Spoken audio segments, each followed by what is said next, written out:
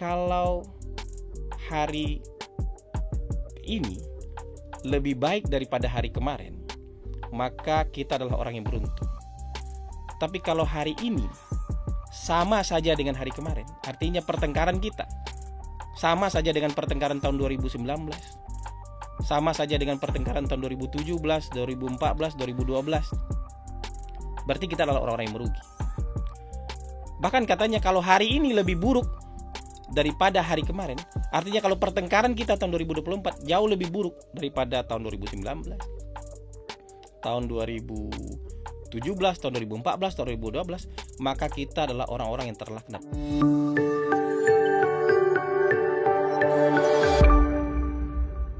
Assalamualaikum warahmatullahi wabarakatuh. Kita bertemu lagi dalam episode yang ke-70 ya, Mikrofon Hasan Nasbi. Dan kali ini saya sudah kembali lagi ada di Indonesia, sudah keluar dari Goa Batu di Kapadosia. Jadi sekarang saya sudah berada kembali di studio Mikrofon Hasan Nasbi. Kali ini saya ingin membahas sebuah tema yang saya beri judul itu toksik, perseteruan pendukung Ganjar versus pendukung Anies. Jadi saya ingin membahas sebuah perseteruan yang menghiasi timeline kita di media sosial, di aplikasi percakapan yang tidak habis-habis ya.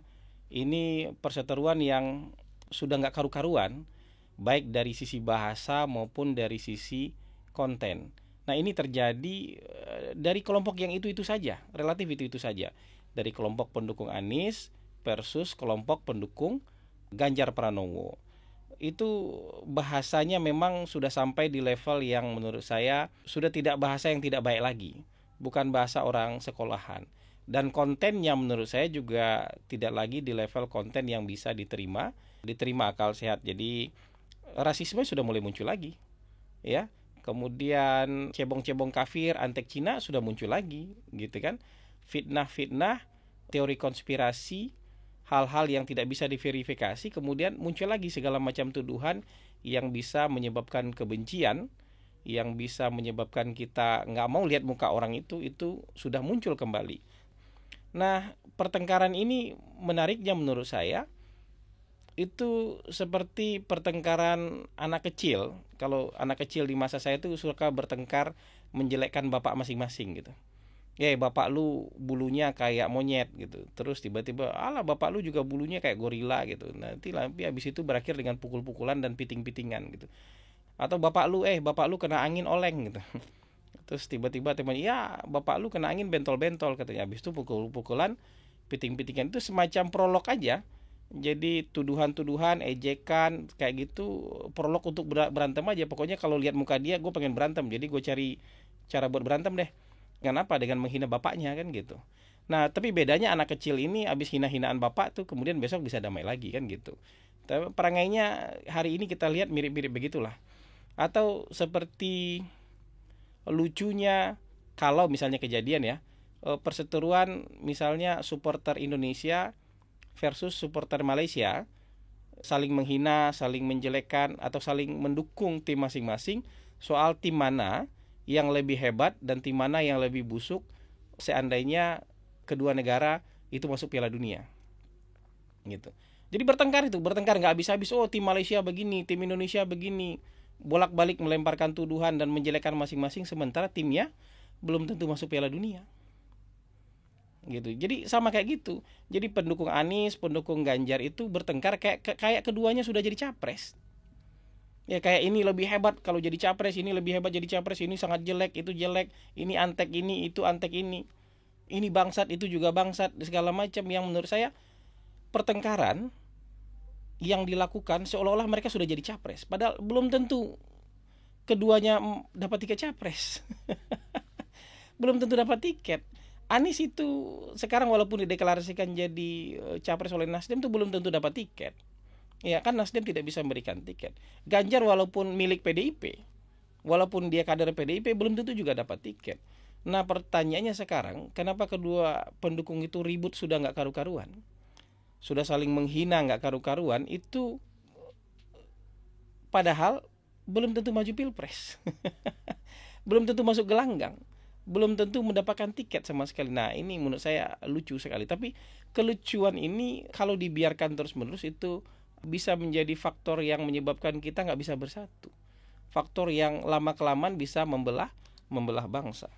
Ini yang terang benderang loh. Nggak bisa kita ngeles, nggak bisa kita berdalih itu kan cuman gimmick di media sosial, itu kan cuman bumbu-bumbu demokrasi. Enggak. Hari ini menurut saya setelah sekian lama, dari 2012 ya, putaran kedua 2012, Pilpres 2014, Pilkada DKI 2017, Pilpres 2019, ini bukan bumbu demokrasi. Ini bukan gimmick demokrasi. Ini pertengkaran dan permusuhan yang sudah terang benderang. Ini sesuatu yang menurut saya seperti bom waktu yang timernya sudah dinyalakan. Jadi timer hitungan mundurnya sudah dinyalakan, kita tinggal nunggu aja nih. Tinggal nunggu aja kapan meledaknya. Dan kalau timer ini tidak dihentikan segera, sudah pasti meledak. Kita mungkin akan sampai pada titik yang mungkin kalau dibacakan lucu, tapi itu sebenarnya disintegrasi sosial. Kita akan sampai ini pada titik ini kalau ini bom waktunya tidak dihentikan. Kita akan sampai pada titik pendukung Ganjar kalau naik angkot nggak mau dibayarin ongkosnya sama pendukung Anies, atau sebaliknya. Kita akan sampai pada titik bahwa pendukung Ganjar nggak mau diimamin sholatnya oleh pendukung Anies, atau sebaliknya. Kita akan sampai pada titik pendukung Ganjar sama pendukung Anies saling nggak mau salaman, saling nggak mau menjawab salam. Atau kalau duanya habis wudhu kemudian terpaksa salaman, keduanya wudhu lagi. Kenapa wudhu lagi? Batal wudhu gua, kenapa? Habis salaman sama pendukung Ganjar. Atau yang ini juga, kenapa wudhu lagi? Ya batal, kenapa? Habis salaman sama pendukung Anies, batal wudhu gua. Akan sampai pada titik itu. Mungkin kesannya saya ngelawak ini, lucu-lucuan, tapi kita akan sampai pada titik itu kalau bom waktu ini timernya nggak diberhentikan. Ya. Bukan salahnya Anies mungkin, bukan salahnya Ganjar mungkin, karena keduanya tidak terlihat berseteru di depan publik. Tapi pendukungnya kan sudah banyak nih, pendukung Ganjar banyak, pendukung Anies banyak, dan pertengkaran mereka itu sama persis atau melanjutkan atau bahkan lebih parah daripada pertengkaran 2012, Pilkada DKI 2012, Pilpres 2014, ya, Pilkada DKI 2017 dan Pilpres 2019. Kalau sempat ini dua-duanya jadi calon, kita nggak bisa kebayang, belum jadi calon aja, belum dapat tiket sama sekali, bertengkarnya udah kayak begini, udah kayak punya tiket aja. Apalagi nanti ketika dapat tiket, ketika sudah dianggap ini pertarungan hidup dan mati. Kalau nggak menang Ganjar, mati kita. Kalau Anies nggak menang, mati kita, dilibas kita. Kalau Ganjar yang menang, habis kita dikuasai Cina. Kalau Anies yang menang, habis kita dikuasai Arab. Akan begitu.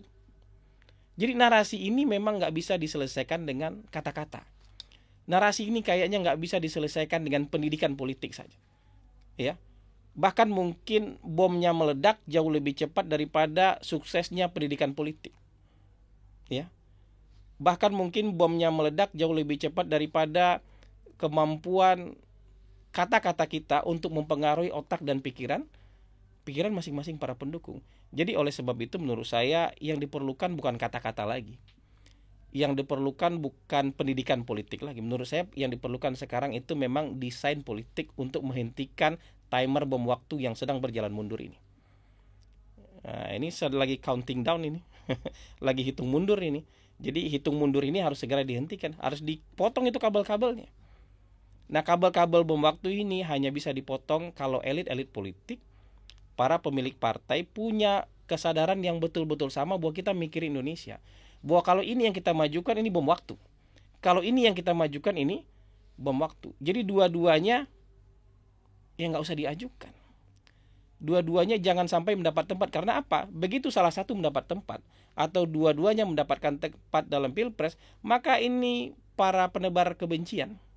Dua-duanya menurut saya sekarang penebar kebencian, bukan cuma salah satu pihak sekarang, tapi keduanya menurut saya hari ini adalah penebar kebencian.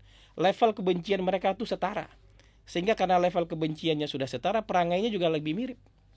Jadi makin mirip. Yang beda hanya sekarang posisinya. Ini kayak toxic relationship, mau saling menyakiti tiap hari, tapi kalau nggak ada salah satu juga uring-uringan.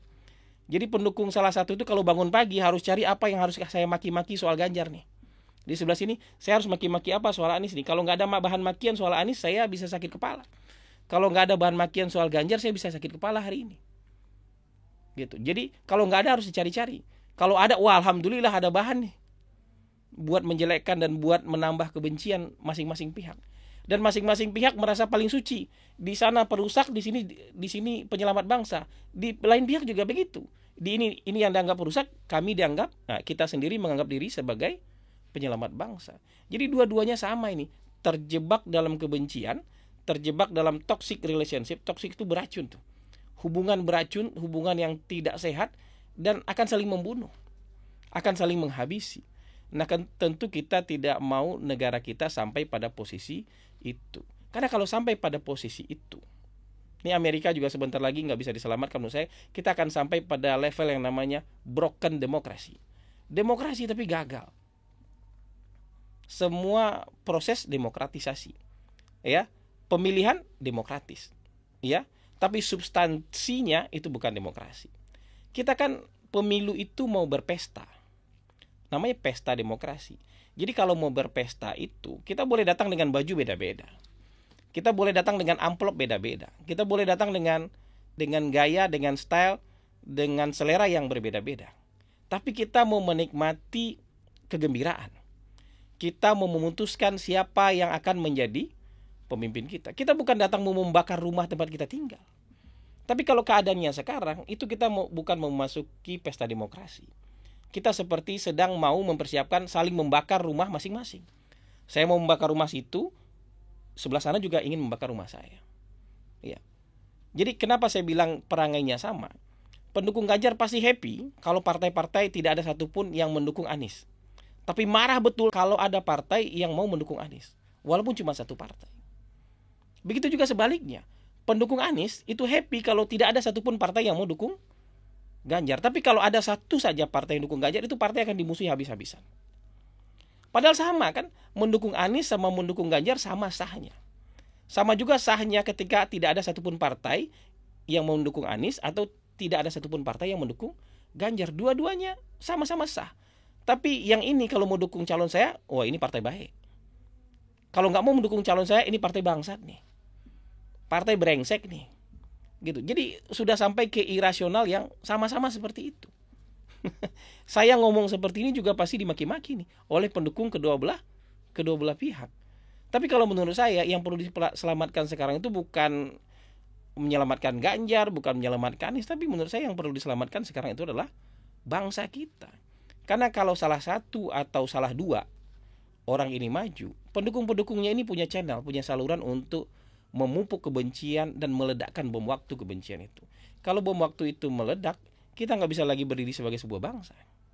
Mungkin terlalu jauh kita membayangkan sebuah civil war, tapi bisa sampai ke sana.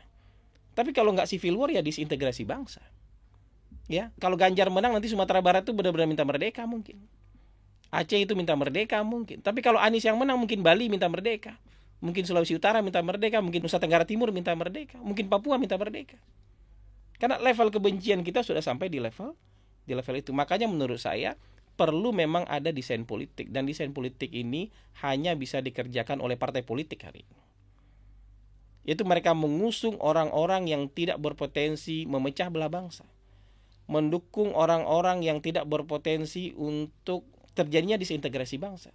Supaya tidak terjadi pembelahan sosial. Pembelahan sosial ini hari ini namanya pembelahan sosial. Tapi ujungnya nanti disintegrasi bangsa. Jadi menurut saya mungkin saya terkesan berlebihan soal kekhawatiran ini. Jangan pura-pura buta deh gitu. Anda semua publik, partai politik, elit politik, pengamat politik jangan pura-pura buta bahwa kebencian itu hari ini bukan gimmick demokrasi. Bahwa kebencian itu hari ini itu ada di kepala, ada di hati. Begitu bangun tidur kebencian itu harus diekspresikan. Karena kalau tidak diekspresikan kebencian itu dia sakit kepala. Udah sampai di level itu. Nah, bagaimana kita bicara perbaikan bangsa, kemajuan bangsa, ya, keluar dari middle income trap, menjadi negara dengan ekonomi terkuat dan terbesar di dunia, kalau kita masih berdebat soal yang seperti ini. Saya ingat kata-kata guru saya waktu saya di Madrasah Sanawiyah dulu. Walaupun kadang dibilang hadis, kadang dibilang hadisnya doif, kadang dibilang ini hanya sekedar nasihat bijak gitu. Jadi kalau hari ini lebih baik daripada hari kemarin, maka kita adalah orang yang beruntung. Tapi kalau hari ini sama saja dengan hari kemarin. Artinya pertengkaran kita sama saja dengan pertengkaran tahun 2019, sama saja dengan pertengkaran tahun 2017, 2014, 2012. Berarti kita adalah orang-orang yang merugi. Bahkan katanya kalau hari ini lebih buruk daripada hari kemarin, artinya kalau pertengkaran kita tahun 2024 jauh lebih buruk daripada tahun 2019, tahun 2017, tahun 2014, tahun 2012, maka kita adalah orang-orang yang terlaknat. Sekarang tinggal pilih, kita mau jadi orang goblok, jadi orang-orang yang terlaknat, atau kita mau jadi orang yang beruntung. Tinggal pilih aja. Dan yang menentukan pilihan ini hari ini, yang bisa memberikan desain politik soal pilihan-pilihan apakah kita akan jadi orang beruntung, jadi orang merugi, atau jadi orang terlambat adalah partai politik. Semoga jadi renungan buat kita bersama. Dan gak usahlah bertengkar lagi seolah-olah udah jadi capres. Kalaupun bertengkar itu kayak bertengkar mengkritik programnya Muhaimin aja. Muhaimin bilang akan menurunkan harga BBM, akan menggratiskan biaya listrik untuk kalangan tertentu. Saya nggak setuju dengan itu, tapi saya akan mendebat itu. Karena menurut saya nggak masuk akal. Dan ketika saya mendebat itu, ada hitung-hitungannya. Ketika kelompok Muhaimin itu mempertahankan argumentasi dia, ada hitung-hitungannya juga. Tapi kita tidak akan saling membenci. Kenapa? Tidak akan bilang dasar kadrun, dasar kampret, dasar cebong, dasar penghuni neraka, ya, dasar orang brengsek, nggak akan seperti itu. Kenapa? Kita berdebat soal program setuju tidak setuju. Hanya itu. Bukan benci atau suka. Kita nggak bicara soal kebencian. Kita bicara soal setuju tidak setuju. Harusnya pesta politik seperti itu. Dan sementara hari ini yang saya lihat, kita terus naik sampai di level kebencian yang paling maksimal. Terima kasih. Wabillahi taufik wal hidayah. Assalamualaikum warahmatullahi wabarakatuh.